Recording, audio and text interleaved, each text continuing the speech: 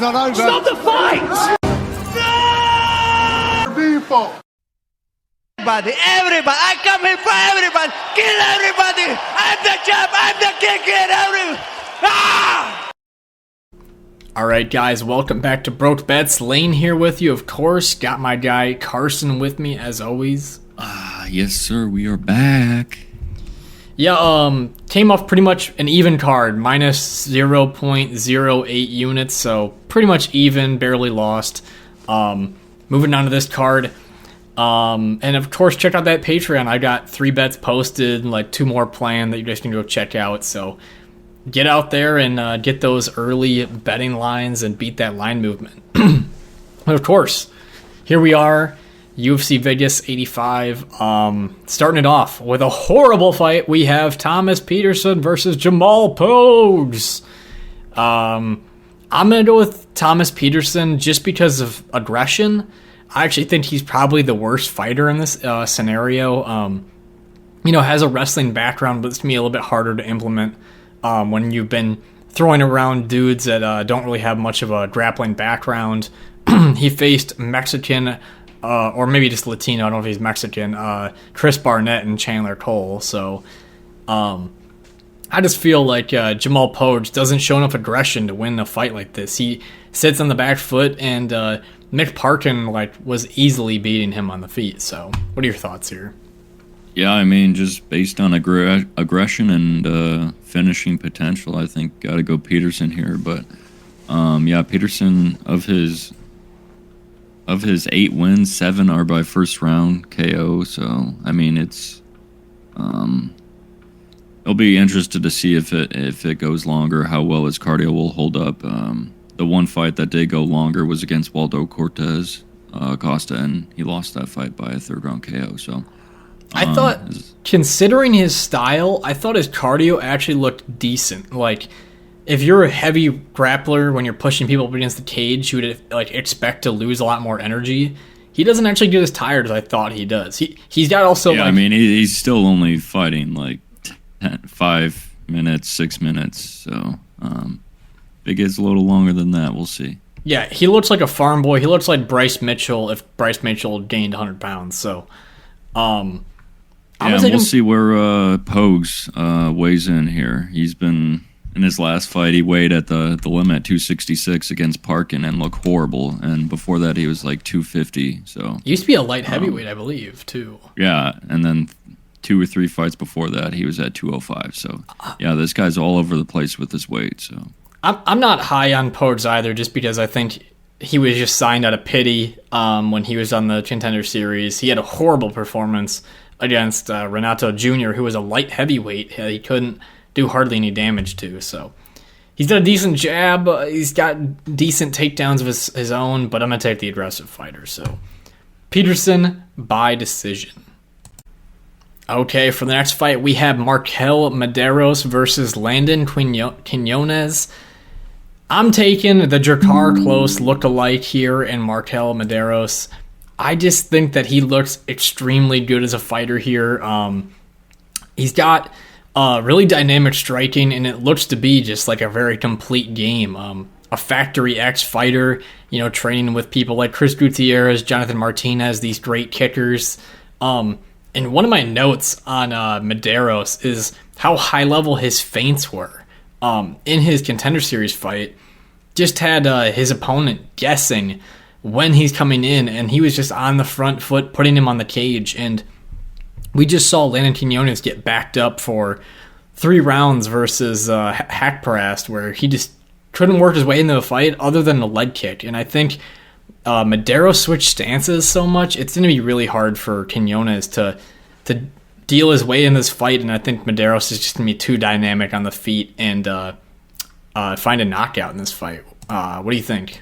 Let's say round one. Both these guys have pretty good kicks. I think for Quinones, I mean, that was pretty much his weapon against Hackparast.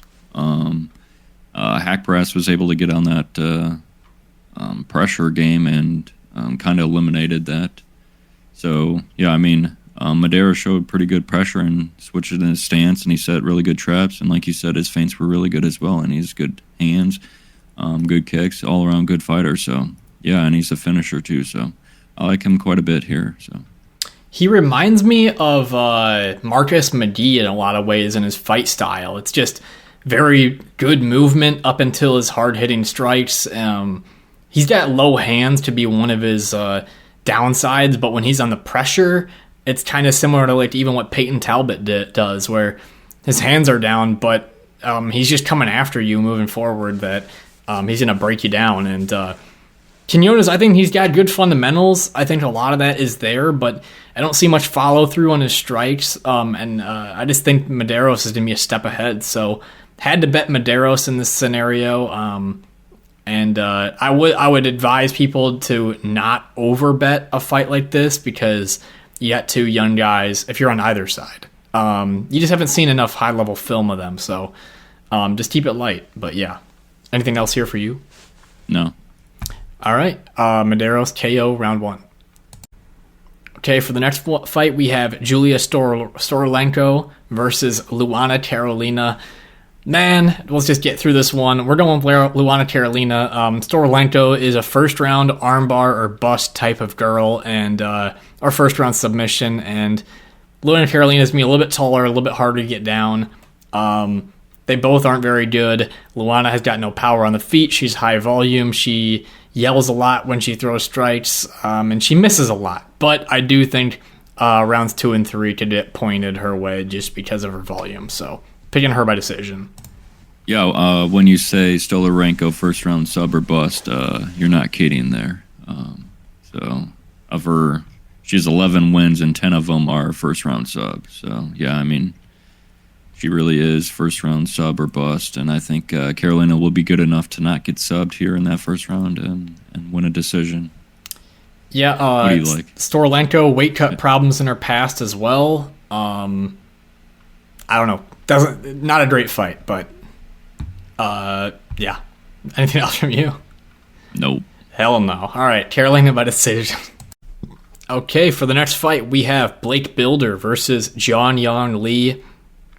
I really want Lee to win, but I'm going to go with Bilder. I feel like Bilder has the strength to get Lee to the ground, whereas Ija really struggled to take him down on the fence and hold him down. Blake Bilder's physique, he looks like a goddamn champion's physique, but he doesn't fight that way. He does seem to have the strength to be able to get a big takedown in grappling. I do think, I feel like his last 2 fights, the Shane Young fight and the Kyle Nelson fight, both of them had pretty good takedown defense through the span of the fight. But Bilder, I think he gets it to the ground. I think Lee struggled at times to get his hips back. He's going to be the better ground fighter here. And as well, a lot of these Korean fighters just don't have the best scene to really truly grow and improve. And Lee's got a great right hand, but I just don't see everything coming together here. So I'm going to go Bilder by decision. Yeah, I think Bilder can utilize his low leg kicks here. He'd shoot up Kyle Nelson's leg pretty good, and Lee was pretty heavy on that front leg. So I think Bilder will be able to chew up Lee's leg here, and then obviously work in those takedowns and get him up against the cage and tire him out. So Bilder's striking's okay. It's not that great. And Lee has pretty much a 1-2. Yep. Leaves his chin up in the air, and he got his back stuck against the cage for a good portion of the Yazi Ha, or whatever you pronounce his Ija. Last fight. Yeah, there you go. You nailed it. I think, too, the problem with Lee is these guys that are, coming up in the MMA scene where there's crushing dudes, is they never get hit. And there were moments in that Ija fight where he just got hit in the face and it looked like he didn't know how to react at times, and his chin was stuck up in the air. And Bilder, not that much commitment, and this guy doesn't throw any combinations. It's always one punch at a time, and he's not really doing much damage. And he looks like he actually has decent cardio, but he circles the cage and does so little that it's a little bit hard to make a scorecard for his fights. However, he probably would shoot a takedown in each round, which would edge him around. So that's something to think about here, too. Yeah, one thing I didn't like in his third round against Nelson was he was showboating a little bit, and he did like 4 or 5 of those spinning wheel kicks, and they're not even close. That doesn't do anything for you, right? Besides tire you out. So. I was considering betting on this fight, but I truly can't trust Blake Bilder. There's not enough aggression or anything that truly tells me he's gonna pull away in a fight like this. So, just gonna pick him, Bilder by decision here. Okay, for the next fight, we have Themba Gorimbo versus Pete Rodriguez. I'm going with Gorimbo. There's just not enough tape here on Pete Rodriguez's ground game, or just enough fight time in Pete Rodriguez's MMA career. I think overall, if you just add up all that, it's like a total of 6 to 10 minutes of fight time. And Gorimbo just got that in his last fight. And this one, too, it's just height is going to be a big deal in terms of the grappling. I think Gorimbo actually isn't the best defensive grappler, but offensively he really goes for it. His cardio seems to hold up pretty well, pushing people up against the cage, working it to the ground. I'm going to go with Gorimbo sub here, but I would totally not put it past Pete Rodriguez to find an upset in this fight, just because there's people know so little about this guy. So, what do you think? Yeah, I mean, it seems like Pete Rodriguez has decent boxing, but then again, he was fighting Mike Jackson in his last fight, and he's probably the worst UFC fighter on planet Earth. So, yeah, I mean, I think Themba Gorimbo will be able to get this fight on the mat and maybe find a submission, but yeah, I mean, it's just you don't really have enough on Pete Rodriguez here.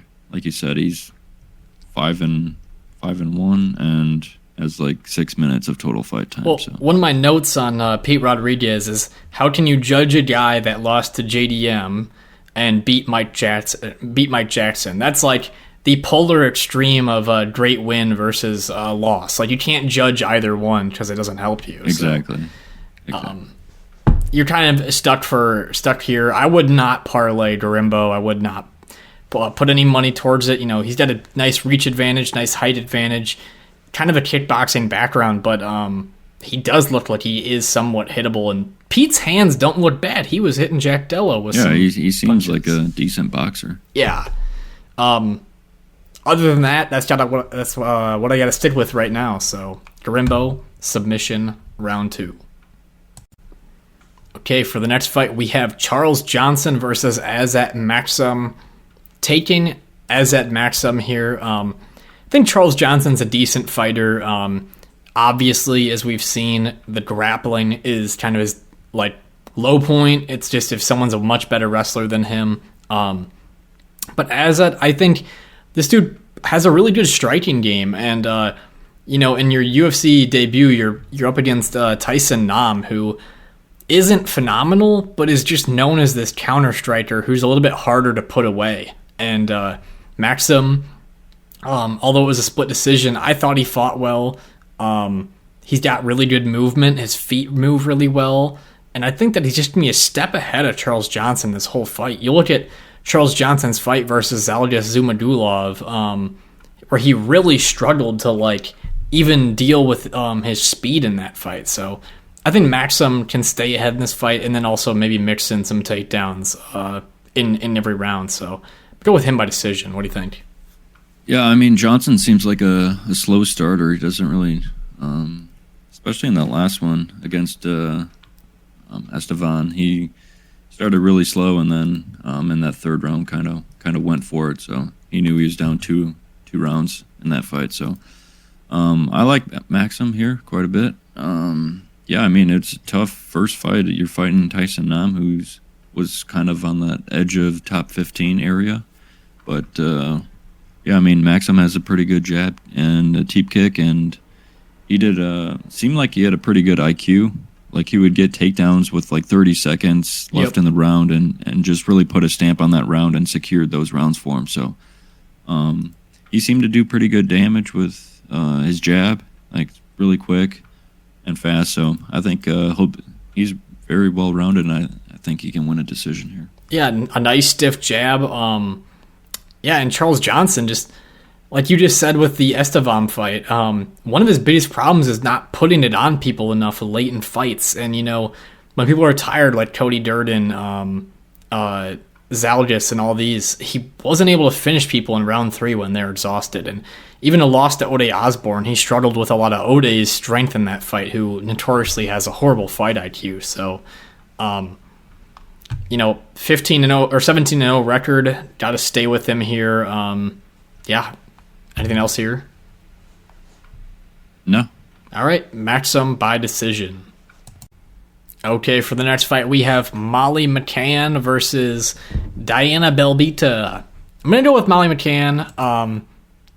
It just feels like she's got a power edge and an accuracy edge. I see Belbita's game. She's got her neck super far forward when she's defending. Her hands are up. It looks a little goofy. She does have decent straight punches, but there's not much power accuracy behind them. And honestly, she just looks like she has a frame of like a teenager. She's just not very built either. McCann,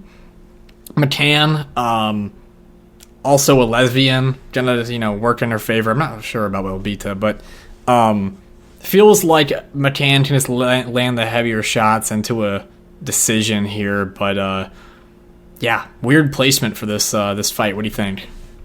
Yeah, I mean, Belbita has the height and reach advantage. Possibly she could land those jabs and make it tough for McCann to get in range. But yeah, I just think McCann will have the bigger moments and more power to the shots. And yeah, she's obviously struggled on the ground. I don't really know if this fight will go there. So stays on the feet, probably McCann. Yeah. What's weird to me in this fight too is like Molly McCann's so used to fighting in front of crowds recently. It's like 4 straight in front of a big crowd.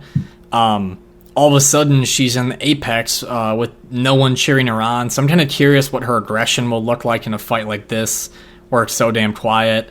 I'm not sure if you'll just have Patty in the background like like eating cake and making that noise constantly.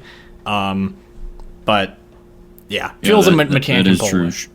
Sorry, yeah, that is true. She seemed to feed off the crowd in her wins. The Luana Carolina and Hannah Goldie won, but yeah, here in the Apex, probably be pretty quiet. Right. All right, Molly McCann by decision. All right, for the next fight, we have Gilbert Urbina versus Charles Radtke. I'm going with Radtke here. This is a good fight, and this is a good one that I think a lot of people are going to be overestimating Radtke here.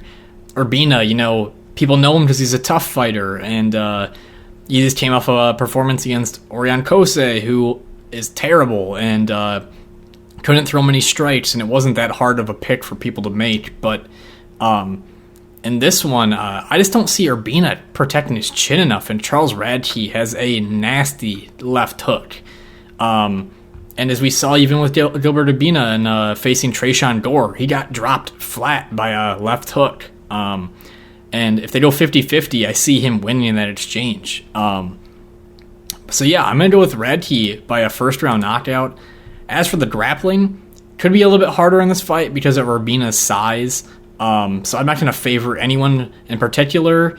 Or I guess I shouldn't favor anyone directly with submissions, but I think if it came to top control, it would be Urbina. So I'm going to stick with Radtke, though, for a first-round knockout. What do you think? Yeah, I mean, I think people were, I guess, overestimating Radtke or thought he would finish Mike Mathatha in the last one, and maybe they're just they're not high on him now after his kind of lackluster performance there, but Mathatha has decent takedown defense along the cage, and he's super long and tough to deal with, so I don't really fault him too much with that performance. But yeah, coming in here, I think this will play out on the feet, and I think Radtke will be able to touch that chin, like you said. Well, Urbina got KO'd by Trayshawn Gore in that the Ultimate Fighter season too, so right. And you look at the Blood Diamond fight, he was hitting Blood Diamond whenever he wanted on the feet, and it was just a bad game planning to clinch. I think maybe he thought he could get him to the ground, and that was going to be the objective because Blood Diamond's known as a kickboxer, but he sucks as a kickboxer. So Radtke hurt him multiple times on the feet. It just felt like he could have been smarter there. And, age, experience. However, this fight is kind of strange. Like, Radtke's a former lightweight. Urbina's in between middleweight and welterweight somewhat. So these guys are kind of meet in the middle here. But I think Radtke's short strikes are so sharp, and his hands will look a lot better here. So just something to think about. Don't overestimate all these guys because of one small performance, so... And these recent Ultimate Fighter guys have not been doing well, so something to keep in mind. Something to keep in mind, yes. They signed a lot of people from that season of Ortega and Volk, and a lot of them didn't do well. So, all right, Radtke KO round 1. Okay, for the next fight we have Aliaskhab, Khizriev, I know I butchered that first name, versus Makhmud Muradov. I'm gonna let you kick this one off. What do you think? Yeah, I mean, this is a really interesting fight here. I could see this going either way, to be honest, but just lean a little bit on the Khizriev fight.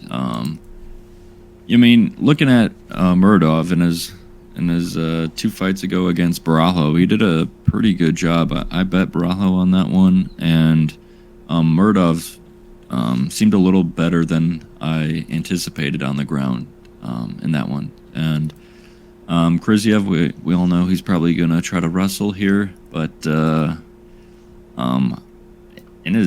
Khizriev's last fight, he was getting pieced up by Tulian, and Tulian got up a few times on some of those takedowns, so I don't know. Khizriev hasn't fought in 2 years now, so tough fight to call. I'm not betting on it, but I just lean a little bit on the Khizriev side with the wrestling heavy approach here.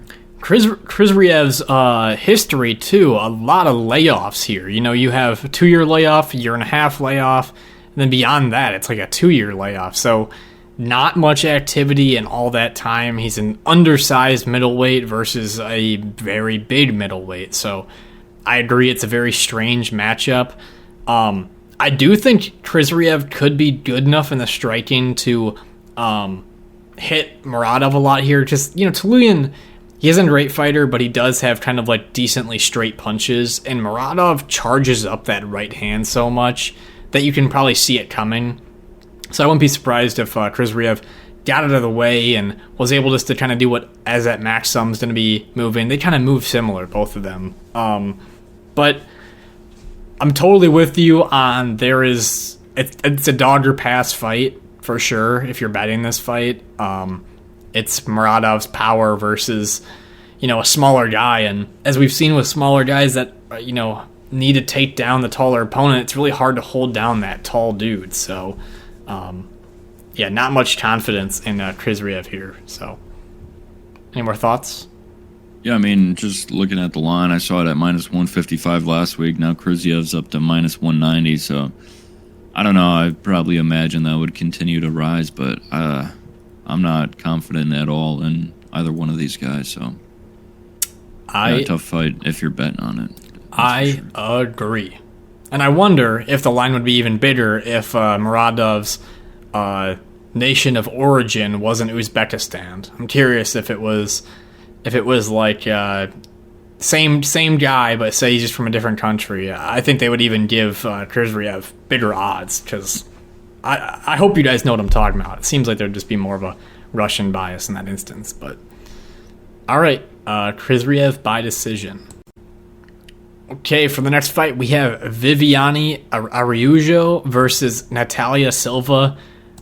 I'm going with the prospect, the star, the girl on a 4-fight win streak here in the UFC, Natalia Silva. Just dominant has been her run here.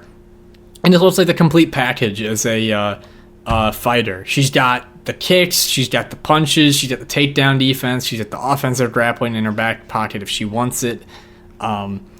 And it just feels like she's gonna, run right through Viviane if you look at it.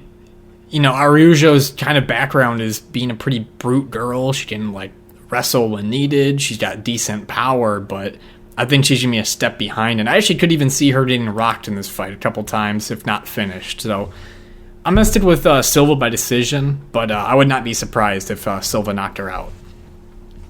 Yeah, I mean, I think we all like Silva here, more than one way. Yes.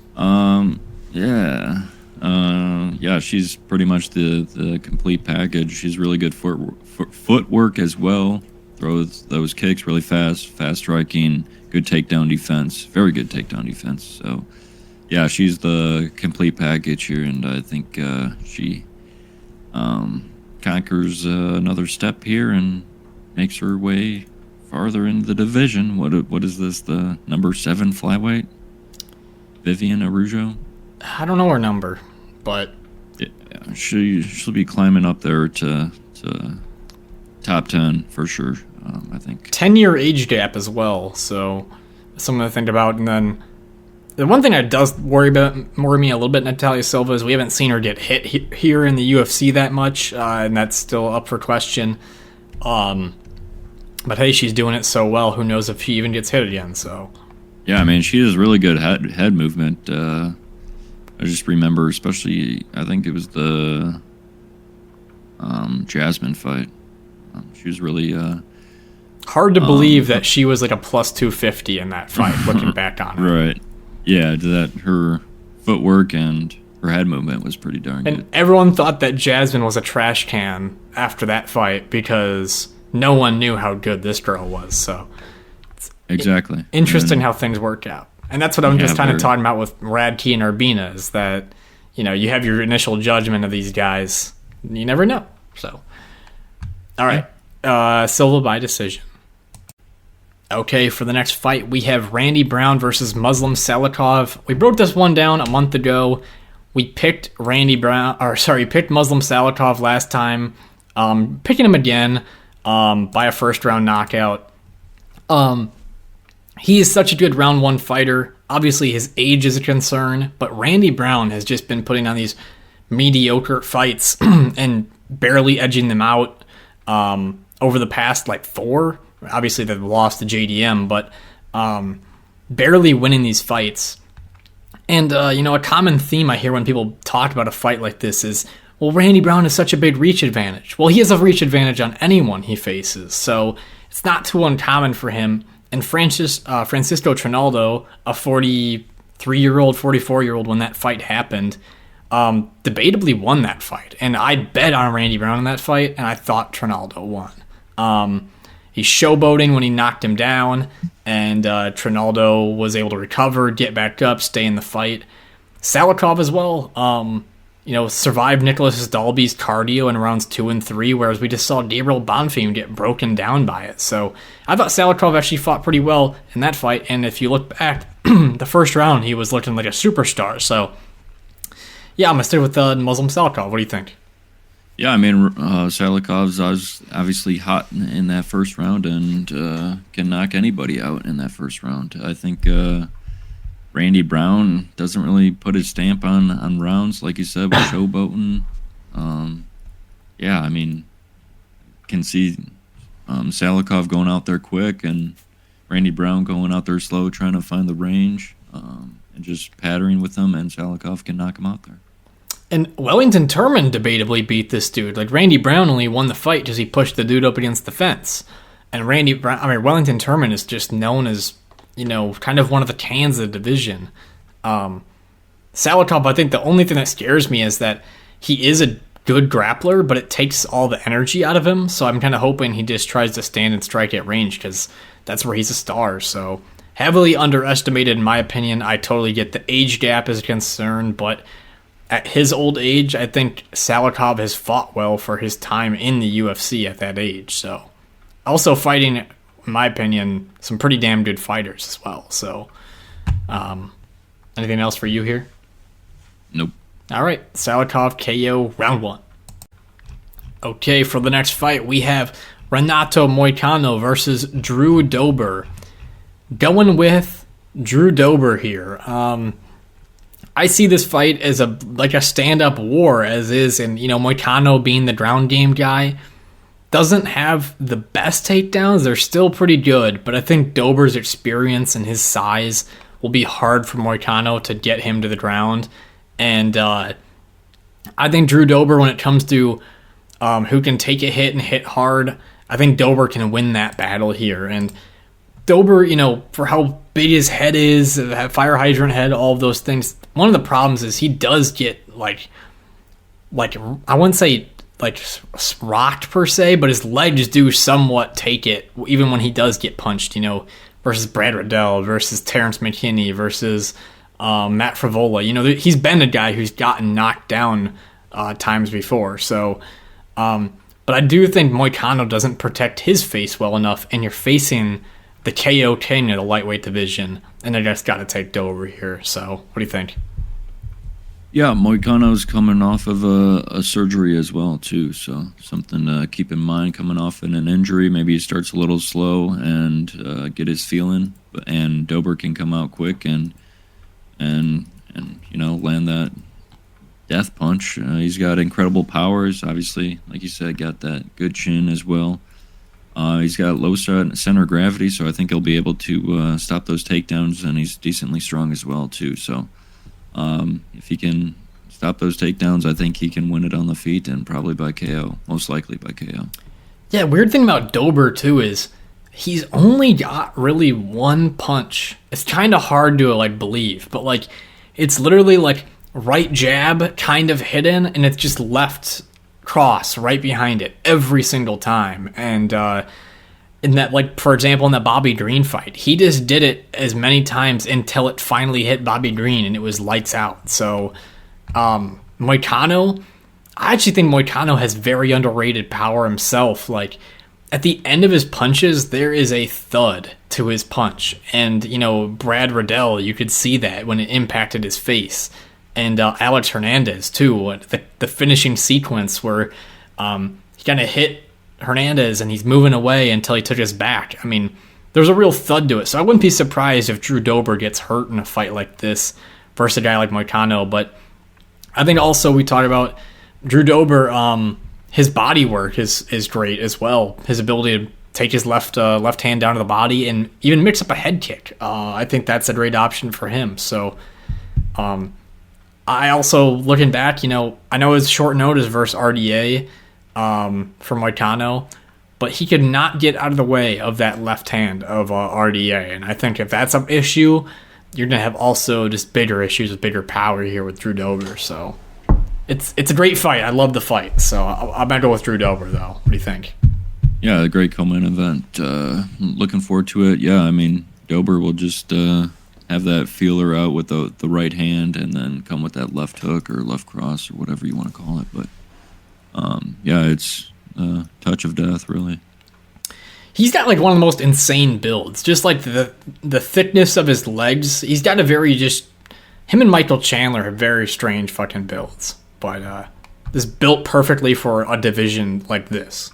So anyway, exactly. I'll stop yapping. Dober KO round 1. All right, guys, welcome to the main event prediction. As always, drop a like, subscribe, check out the Patreon, guys. We got bets on there, free money. We beat like a full unit in line movement in the first week, so that pays like half your membership, or half the year's membership. So anyway, yeah, Roman Dolidze versus Nassourdine Imavov, taking Nassourdine Imavov. I wanted to pick Dolidze coming into this fight before I did film study. I was like, well, Dolidze's just on such a roll. Imavov's cardio just doesn't look as great. But I do have to give Imavov some credit. You know, he didn't give up in that Sean Strickland fight when he was tired. He stayed in it, although he was getting beat late in the fight.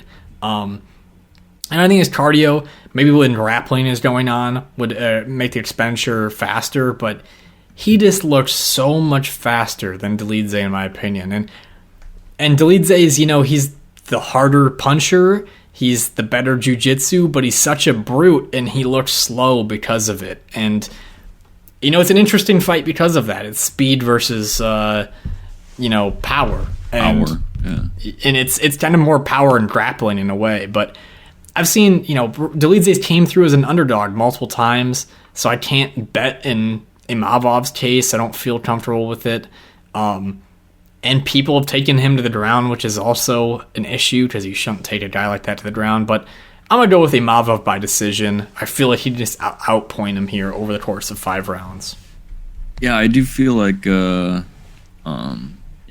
Imavov is going to win, it's probably going to be by decision and just outpointing him. Dolidze's never been finished before, and I probably don't see that happening here either. But, yeah, I mean, Dolidze's just kind of hard to get a read on. I mean, he loses to Trevin Giles, and then a year later he looks halfway decent, but he's beaten Kyle Dawkins, who is no longer in the UFC, and then Phil Hawes, who probably is not going to be in the UFC now.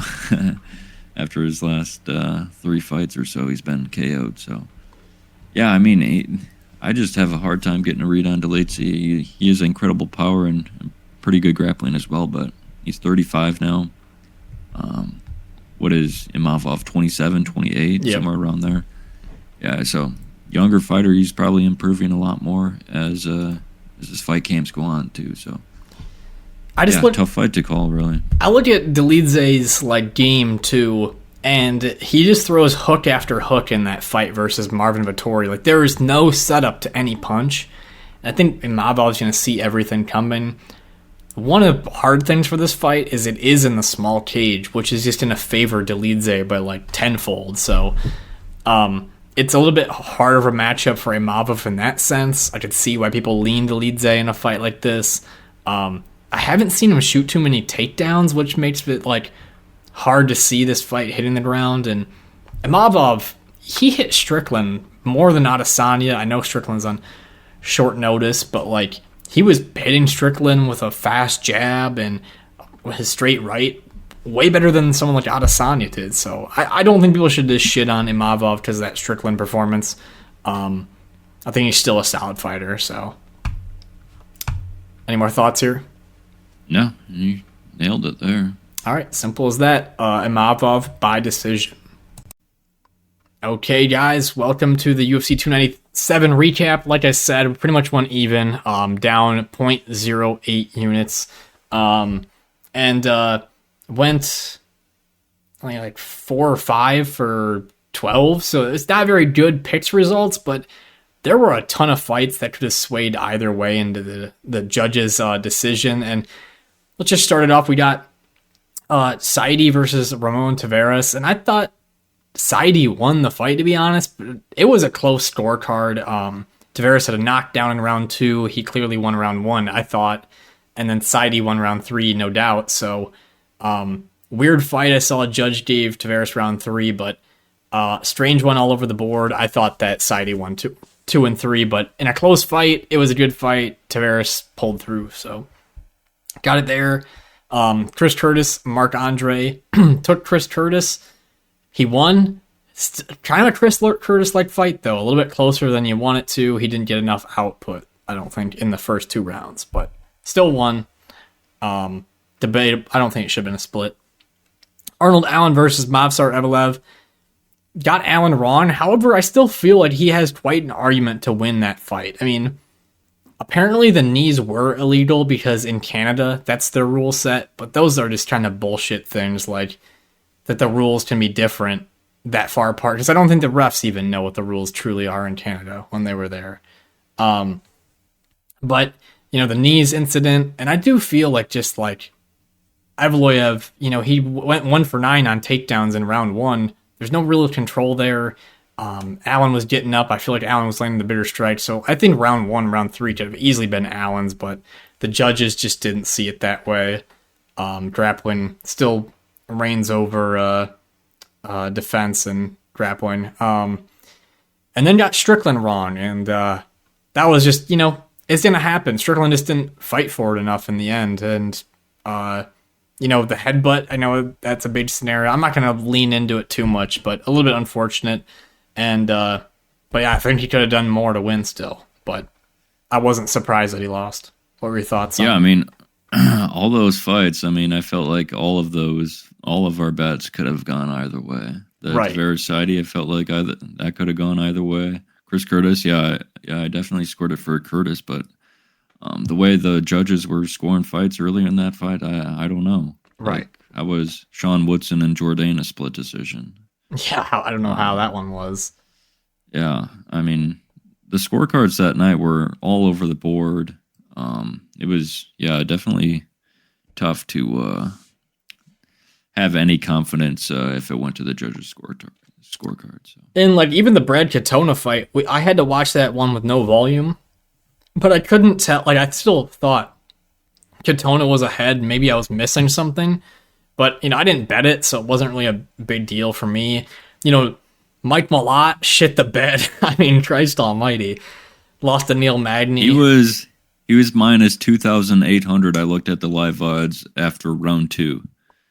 So right. I'm not sure what Magny's line would have been. That'd be like at least 1,000, right? He's also a BJJ guy, and he was mounted, and he looked like he'd never been in that position before because Magny was just hitting him, and he just let his legs dangle, and he just got hit in the face. And it wasn't like Malott did a ton in that first round to tire himself out. I was like, I don't know. After the first round, I was like, dang, he didn't really. He wasn't really all that active, so I felt like he could go those full 15 minutes if it had to, and then obviously he wasn't able to get that there. Power is like a kryptonite for that cardio, but he'll probably come down for a future bet and be actually good odds. And then Pennington and Bueno Silva was a horrible fight, as everyone expected. Yeah, that's kind of what happened on the card, but. With a lot of pick'ems on this card that we just predicted, so we'll see how this one goes out. I think there's a lot of good money lines to chase after. So yeah, I mean, I felt like we avoided a lot of the landmines in the other card. I totally agree. We're trying to cut back on parlays and the parlay busters. Mike Malott, Katona. I mean, Malcolm Gordon, Johan Lainez, a lot of those we're getting heavy money on both those guys too. Right. Charles Jourdain, even he was minus 200 plus. Katona, he was minus 200. A little bit too wise to it here at Broke Bets. A little bit too wise. Even Mike Malott as well too. He was minus 300 or whatever it was. So. I mean, if you hear us break down the fights, and if you look at my fighter notes on Patreon. You're talking about the Sean Woodson Charles Jourdain fight. I said the fight's more of a pick'em price, and it seems wild that Jourdain was as big as he was. But I know I didn't pick Woodson, but still in the scenario, I think it's a good insight to how a fight like that could play out. But yeah, anything else from you? There's obviously a reason why we weren't betting on those fights. So yeah, there's quite a few landmines on that card and tough fights to predict, but. Yeah, going away even on a card like that, I'll take it. Fuck yeah. All right. That sums it up, guys. Peace. Peace. I